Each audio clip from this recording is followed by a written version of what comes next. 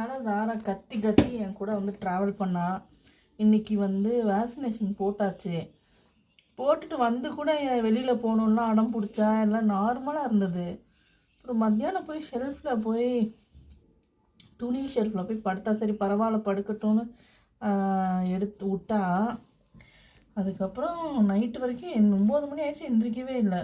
சரி ஓகே நானாக போய் எழுப்பி விட்டு வந்து சாப்பாடெலாம் கொடுத்தா சாப்பாடு இப்போ சாப்பிடவே இல்லை. இப்படி போய் உட்காந்துருக்காளே, நான் என்ன பண்ணுறது? நாளைக்கு ஹாஸ்பிட்டலுக்கெலாம் கூட்டிகிட்டு போக முடியாது. டெம்பரேச்சர் செக் பண்ணும் ஃபீவர் அடிக்குதான்ட்டு. எனக்கு என்னமோ ஃபீவர் அடிக்கிற மாதிரி இருந்தது. ரொம்ப நேரம் ஒரே இடத்துல உட்காந்ததுனால அந்த பாடி ஹீட்டாக டெம்பரேச்சர் இருக்கான்னு தெரில. இப்படி போய் உட்காந்துக்கிறேன், என்னால் எதுவுமே பண்ண முடியல. வெட் ஃபுட்டு வச்சேன், அதுவும் சாப்பிடல. ட்ரை ஃபுட்டு வச்சேன், அதுவும் சாப்பிடல. பாலும் தண்ணியும் கலந்து வச்சுருக்கேன், அதுவும் குடிக்கல. பிள்ளைக்கு என்ன பண்ணுதுன்னு ஒன்றுமே புரிய மாட்டேங்குது.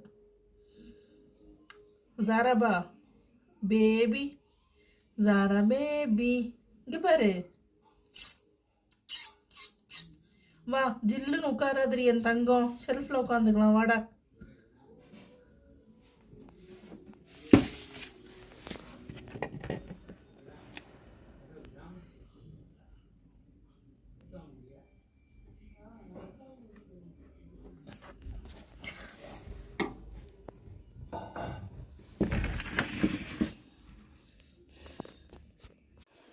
இங்கே உட்காந்துக்கோ,